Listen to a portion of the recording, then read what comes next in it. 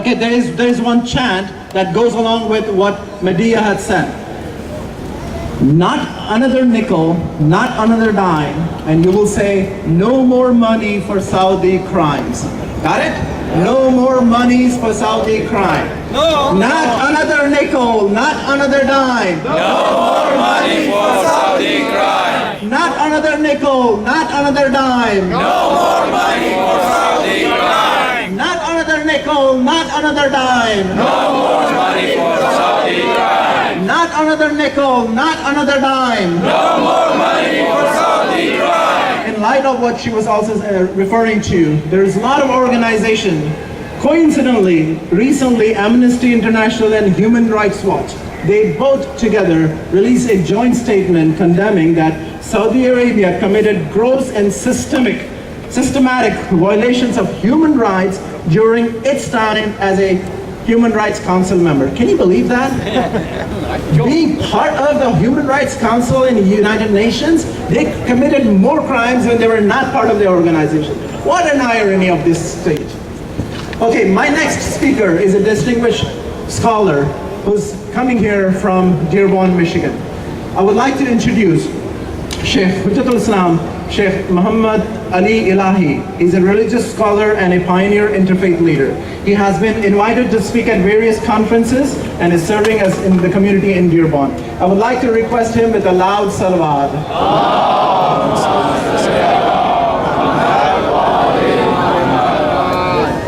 السلام عليكم ورحمة الله. بسم الله الرحمن الرحيم. الحمد لله والصلاة على رسول الله وعلى آله الطيبين الطاهرين وصحبه المنتجبين. I like to thank the Al-Baqi organization for such a wonderful job and thank the ulama for their presence and all of you brothers and sisters. We have some rain of rahmah is coming. So God is very merciful to us. As our nation is mourning the death of some members of African American community and also some police officers, we share these tragedies and we condemn acts of violence, brutality, and hatred. As we thank the police officers who are here this afternoon to protect this protest and this gathering. Well, I was thinking not to make my lecture long. In the morning I thought to write it down, but I don't know how it's going to work. We are here obviously to condemn what happened almost 90 years ago in Baqi. But it's not only 90 years ago. The disease of extremism has turned to cancer of terrorism in the Middle East in the last 2 decades and has created many human tragedies all over the world. The influence of religious hatred and extremist ideologies have been advancing in the last few decades, financed by more than $75 billion of the Saudi royal family.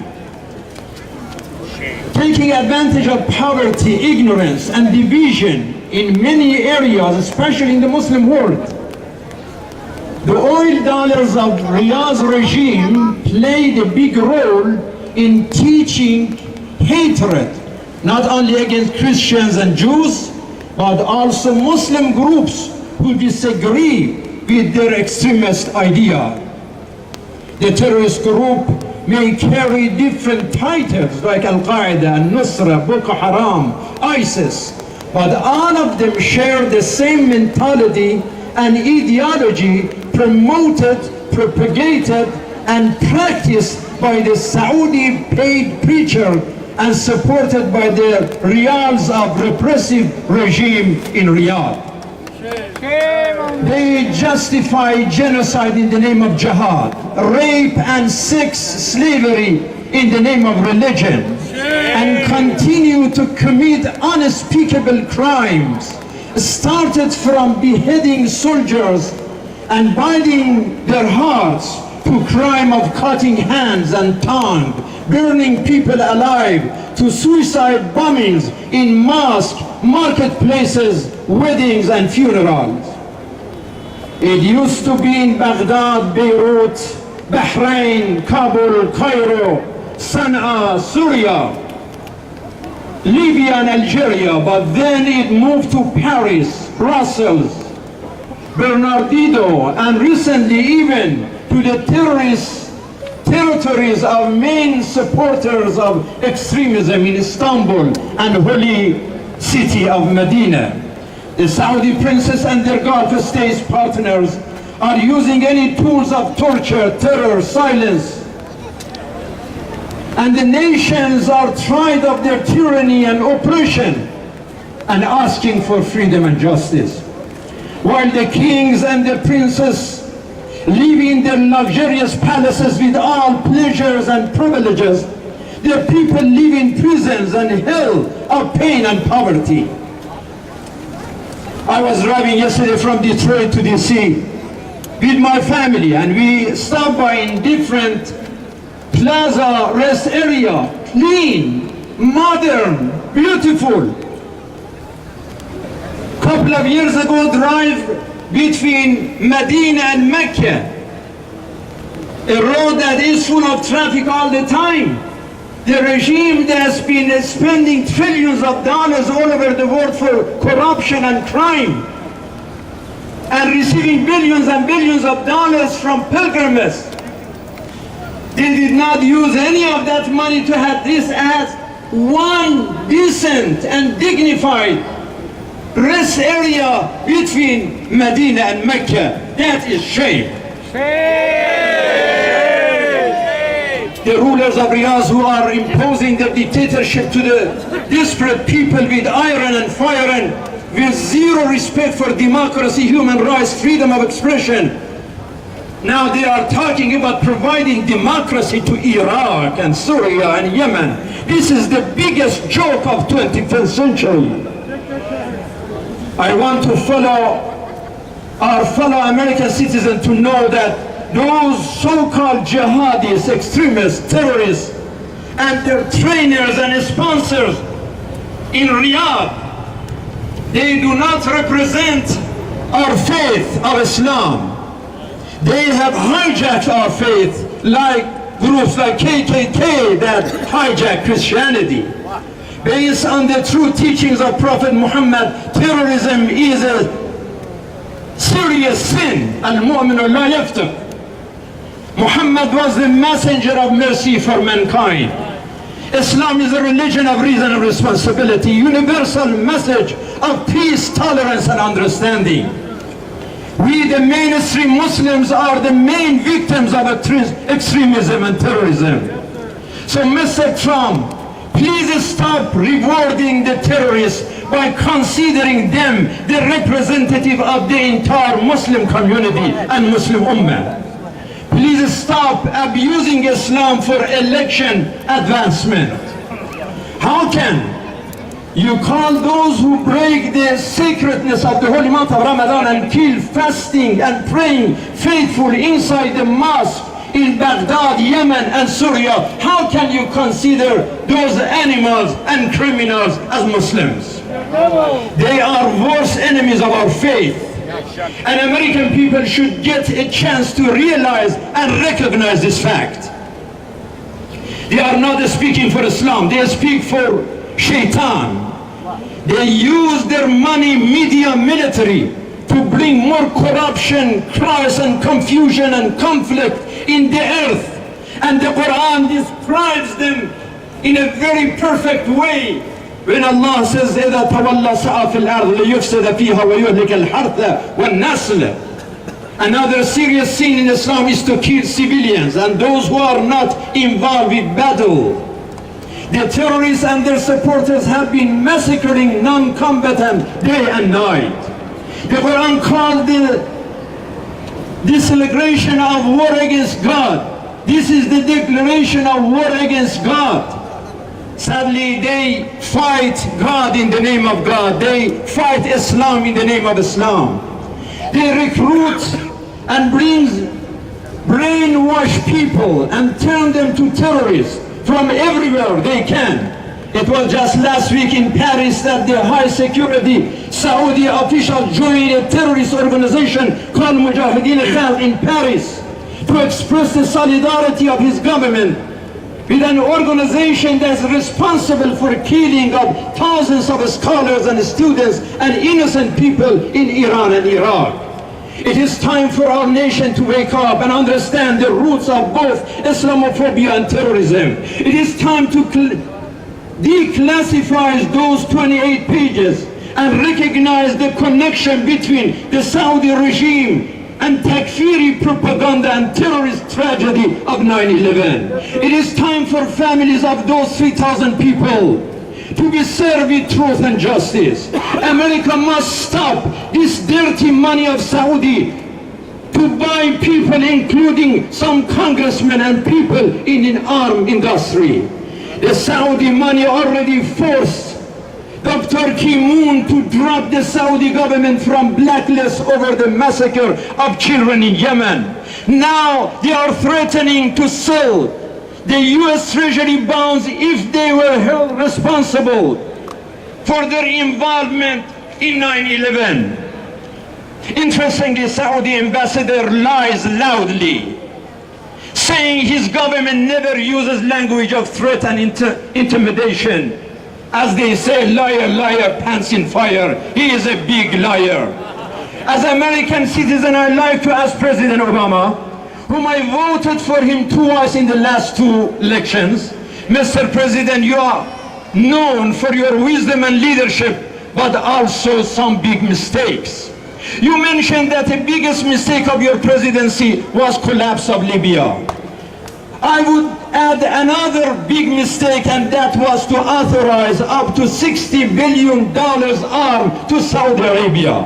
Those weapons destroyed Yemen and used by so-called rebels who became ISIS in Syria and Iraq to destroy the destiny of many generations of today and tomorrow in the Middle East, Africa, and changing life even in the West and America. How can our government in the United States talk about democracy, human rights, and at the same time support the most oppressive regime like the one in Riyadh? Saudi Arabia is the only country in the world, as you already heard, that women even have no right to drive a car. How our government continue to support a country that has no right for any people, not only Christian, but even other Islamic school of thought who disagree with them? What was the reaction of the White House about the beheading of Sheikh Namr Baqir al-Namr, that biggest scholar who was beheaded in Saudi Arabia? Is the punishment of a peaceful religious or political expression is beheading? When you met with the Saudi king, Mr. President, did you talk about the tragedy of human rights? Or you just talk about them that take and buy more weapons and everything would be fine? What has been the reaction to the removal of citizenship of Sheikh Isa Qasim by brutal Al-Khalifa in Bahrain? Sheikh Qasim was born in Bahrain and called for peace and unity all the time. He deserved to enjoy his life in his country more than those oppressive regime minority who are oppressing the majority and contributing nothing except brutality, torture, and killing and crime to their nation. I'm afraid that as long as American policy in the Middle East is based on oil and Israel only, there is no hope that America can contribute to democracy, election, and respect for human rights at all. Saudis and their Gulf state partners cannot continue their kingdom with all this corruption, mess, and misery in the Middle East without US protection, support, or at least silence.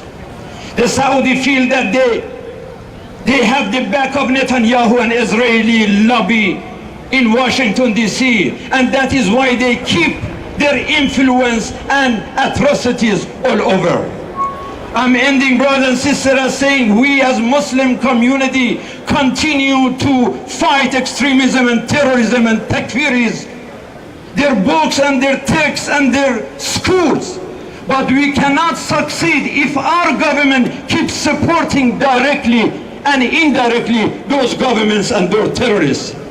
But we warn that with allies like Al Saud, the United States doesn't need any enemy. We need to open our hearts and have an open and honest dialogue with our nation. You cannot win the war against ISIS in Iraq while supporting Al-Qaeda in Syria. Playing the game of enemies are our friends has already cost so many American lives. The destructive double standard must stop. The message of President Obama in the beginning of the presidency in Cairo was very promising. We hope in short time left of his presidency, we witness more delivery and action and fulfillment of that message. Brothers and sisters, we understand the president's limitation, yet we expect more action than just ideas. May God save our country, United States of America, from the evil of terrorism, extremism, Islamophobia, hatred, violence and division. May Allah have saved Islam from the hands of its hijackers, from the House of Saud and their cancerous and poisonous influence and actions in the Middle East and the world. ربنا ظلمنا أنفسنا وإن لم تغفر لنا وترحمنا لنكونن من الخاسرين. ربنا لا تؤاخذنا إن نسينا أو أخطأنا. ربنا ولا تحمل علينا إصرا كما حملته على الذين من قبلنا. ربنا ولا تحملنا ما لا طاقة لنا به واعف عنا واغفر لنا وارحمنا وانصرنا على القوم الكافرين وانصرنا على القوم الظالمين وانصرنا على القوم المنافقين وانصرنا على آل سعود وتكفيريين وآيسيين وكل الإرهابيين برحمتك يا أرحم الراحمين. والسلام عليكم ورحمة الله. Terrorist, terrorist! Al Saud terrorist! Terrorist, terrorist! Al Saud terrorist! Terrorist, terrorist! Al Saud terrorist! Terrorist, terrorist! Al Saud terrorist! Okay, Honorable Ambassador Abdullah Al Saud, you have received this memorandum. We are hoping you will respond to us. I'm going to read this memorandum so you all know what is written in that memorandum. Let me begin. Respected Ambassador, Mr. Al Saud, Al-Bahi organization is a coalition of American...